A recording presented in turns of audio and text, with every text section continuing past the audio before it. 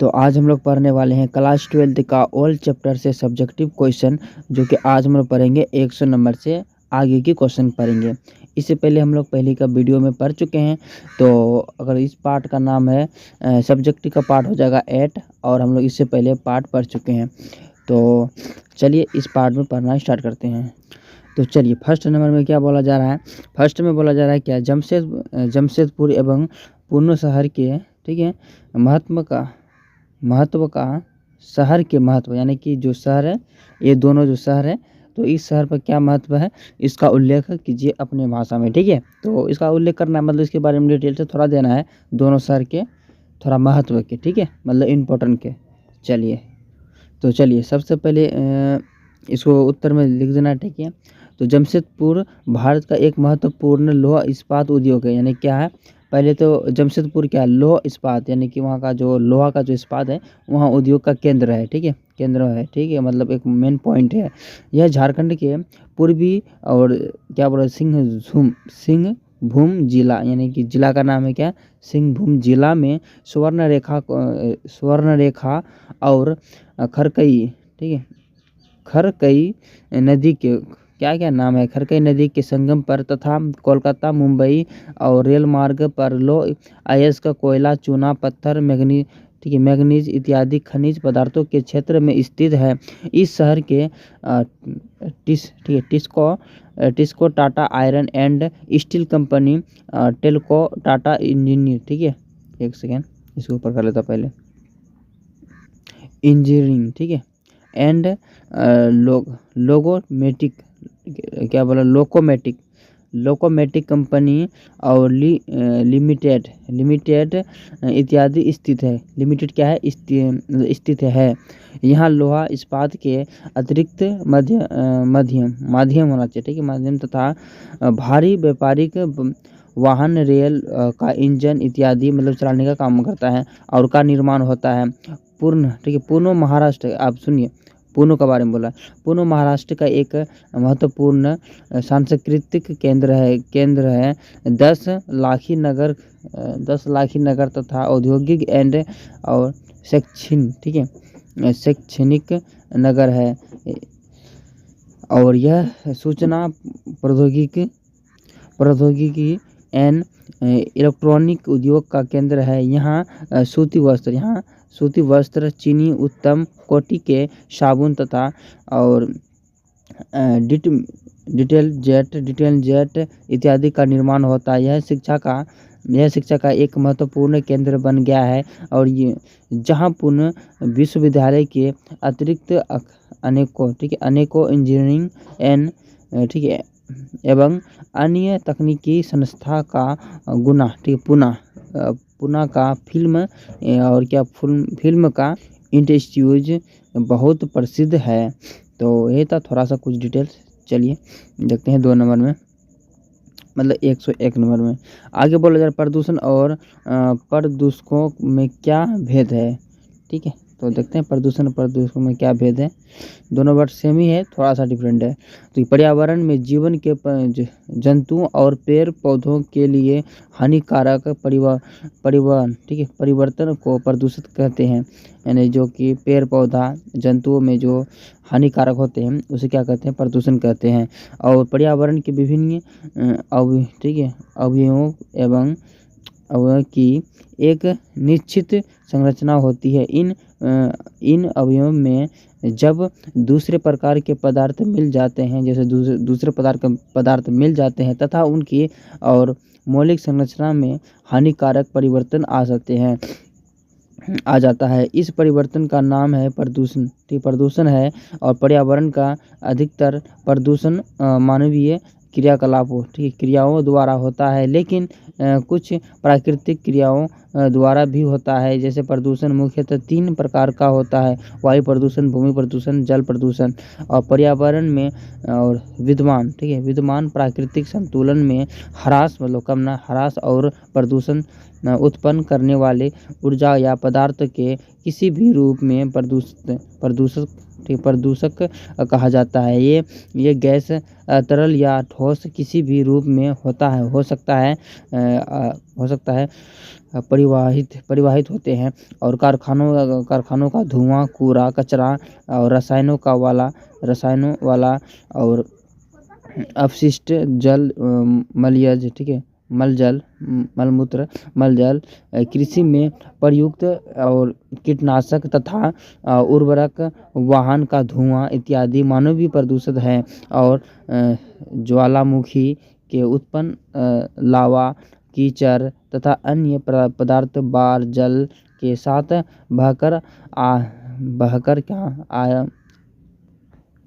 आएगा, ठीक है, और आदि प्राकृतिक प्रदूषण है। चलिए अब 102 नंबर में देखते हैं। इसमें बोला जा रहा है क्या, जल प्रदूषण के रोकथाम के लिए 4 महत्वपूर्ण सुझाव दे। देखिए, जल प्रदूषण को रोकने के लिए 4 महत्वपूर्ण सुझाव दें। तो जल प्रदूषण के निम्नलिखित के रोकथाम के लिए 4 महत्वपूर्ण सुझाव इस प्रकार है।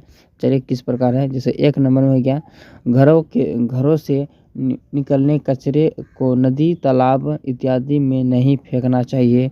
दूसरा, कारखानों से निकलने अपशिष्ट यानी कि जो गंदा चीज़ एवं मल जल को बिना शोधित किए नदियों में, झीलों में या तालाबों में और विसर्जित नहीं करना चाहिए। और चलिए 3 नंबर में बोला जा रहा है क्या, नगर पालिकाओं को सीवर शोधन संयंत्रों की व्यवस्था करनी चाहिए। और 4 नंबर में क्या, जल प्रदूषण नियंत्रण से संबंधित उपयोगी और सख्ती से लागू करना चाहिए। और चलिए 3 नंबर में बोला जा रहा है कि लोगों पर संदूषित जल, गंदे पानी के उपयोगों के क्या संभव प्रभाव हो सकते हैं। ठीक है, तो उत्तर में जल जीवन के लिए एक बुनियादी ज़रूरत है। व्यवस्था, ठीक है, स्वस्थ जीवन के लिए स्वस्थ जल आवश्यक है, लेकिन अनेक कारणों से भारत के नगरों और गांवों में जल प्रदूषण तेजी से बढ़ रहा है। और जल प्रदूषण से तात्पर्य जल के भौमिक, रसायन और जैविक गुणों के ऐसा परिवर्तन से जो उनके रूप, गंध और स्वाद मानव के स्वास्थ्य की और कृषि, उद्योग एवं व्यापार के लिए हानिकारक हो। और प्रदूषित जल पीने से विभिन्न प्रकार के मानवीय रोग उत्पन्न हो जाते हैं, और जिसमें आंत और रोग और पीलिया, हैज, टाइफाइड और अतिसार तथा पेचिश प्रमुख हैं। प्रदूषित जल कृषि क्षेत्र में और घसकर फसलों और भी प्रदूषित कर देते हैं, जो अंततः आहार श्रृंखला में प्रवेश स्वास्थ्य को हानिकारक पहुंचाता है। ठीक है, चलिए 404 में देखते हैं।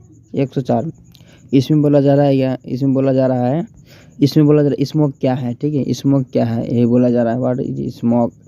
तो देखिए उत्तर में लिखना क्या, वायुमंडल में धुआं और कुहासा। ठीक है, कुहासा के बोलते हैं, कुहारा पड़ गया है तो उसी को बोलते हैं, अपनी भाषा में और देसी भाषा में बोलते हैं कुहासा। ठीक है, तो कुहासा ही लिखा गया है। कुहासा के मिलने से धुआंसा का निर्माण होता है, जिसे अंग्रेजी में स्मोक कहते हैं। ठीक है, कहते हैं।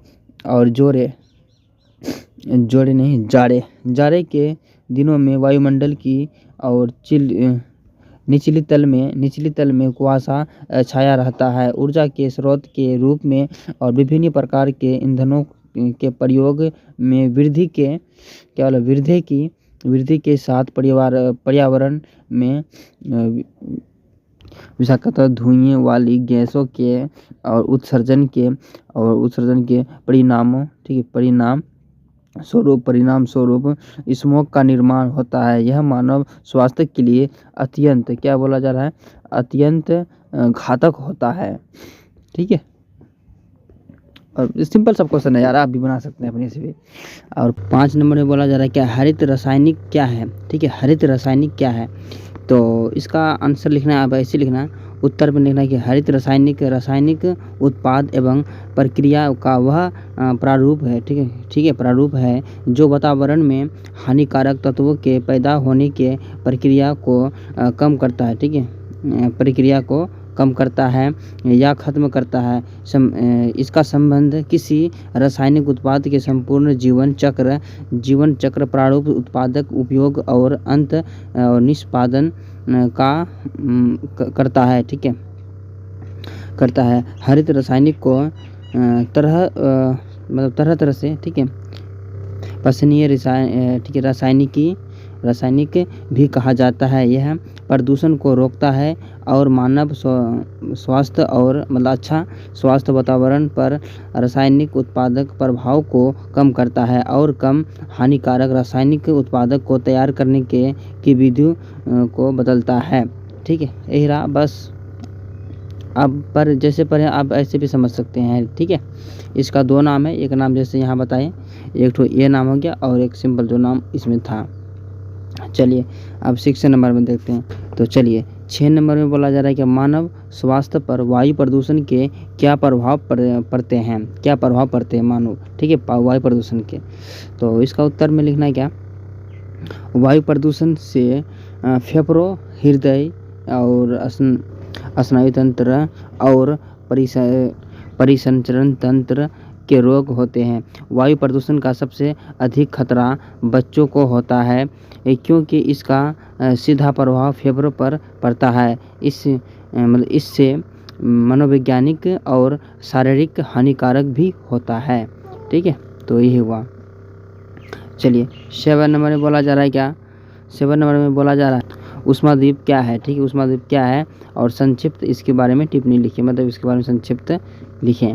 तो देखिए, नगर के केंद्रीय भाग में बढ़ती हुई जनसंख्या को आवास प्रदान, ठीक है, जनसंख्या को आवास प्रदान करने एवं अन्य कार्यों के लिए विशाल सीमेंट और कंक्रीट के ढांचे बनाए जाते हैं। इससे मतलब आप ऐसे समझ, जैसे कि ज़्यादा जनसंख्या होगा तो घर भी ज़्यादा बनेंगे, लोग भी ज़्यादा रहेंगे।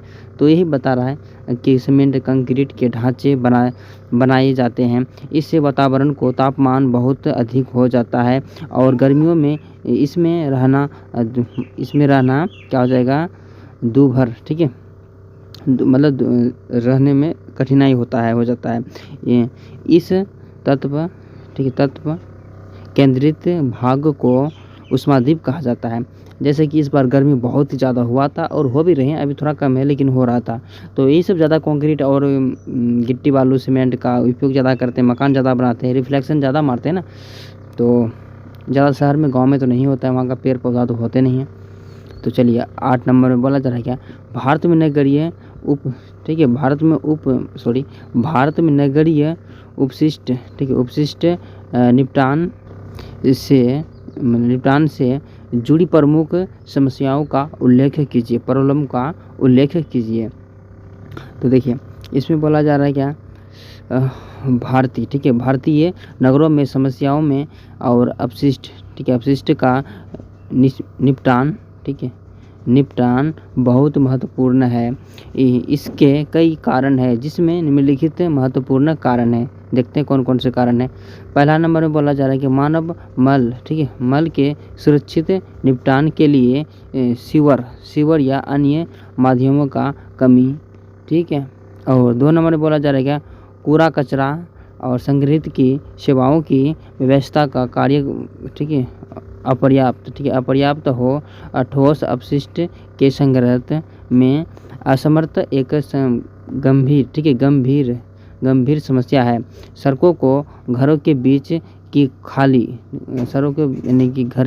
खाली भूमि और बेकार भूमि पर इसके ढेर लग जाते हैं।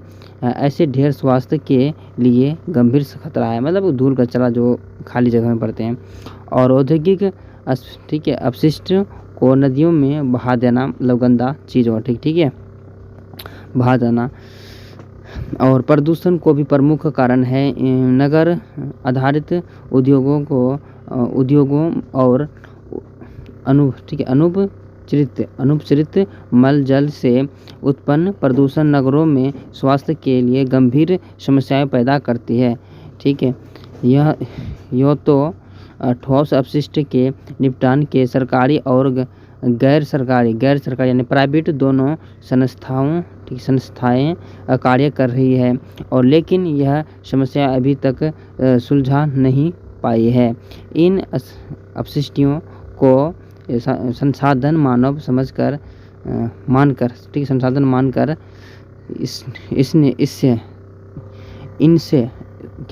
इनसे ऊर्जा और खाद का उत्पादन किया जा सकता है। तो चलिए, और लास्ट क्वेश्चन और आखिरी क्वेश्चन में बोला जा रहा है क्या, आप बस्ती अधिवास को कैसे परिभाषित करेंगे? बस्ती को कैसे परिभाषित करेंगे? ठीक है, तो देखिए, बस्ती या अधिवास मनुष्य के आवासों से आवास मतलब रहने की जगह, ठीक है, आवास जो करते हैं, आवासों के उस संगठित निवास स्थान को कहते हैं जिसमें, ठीक है, जिसमें उनके रहने वाले भवनों तथा उनके आने जाने के लिए बनाए गए रास्ते एवं गलियों को सम्मिलित किया जाता है। इसमें आखेट, ठीक है, आखेट को और चरवाहों, ठीक है, चरवाह जो भैंस बकरी चराते हैं के अस्थाई गांव तथा बड़ा नगर को सम्मिलित, ठीक है, सम्मिलित किया जाता है। मानव बस्तियों को कुछ घरों वाले एक छोटे और पूर्वे से लेकर बहुत से भवनों वाले नगर या गोलाकार, ठीक है, सॉरी क्या बोल रहा हूँ यार, ठीक है, मेगालोपोलिस, ठीक है, मेगालोपोलिस हो जाते हैं।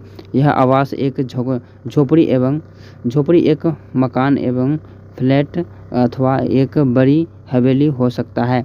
मकान भी हो सकता है, झोपड़ी भी हो सकता है, कुछ भी हो सकता है, उसे गांव कहते हैं। गांव तो आप लोग गांव के तो है ही यार, इसमें समझाना कुछ तो है नहीं, वैसे मैं बता दिया आपको। आप तो जानते हैं कि बस्ती में क्या क्या होता है, उसका परिभाषित कैसे करना है। सिंपल सा क्वेश्चन है, बिल्कुल जितना भारी आपको लिख के दिखाया ना, उससे हल्का बनेगा अगर आप अपने से बनाओगे। ठीक है, तो ज़्यादा आज नहीं बताऊंगा, ठीक है, अगले वीडियो में फिर मिलाऊंगा। तो मिलते हैं नेक्स्ट वीडियो में, तब तक के लिए बाय।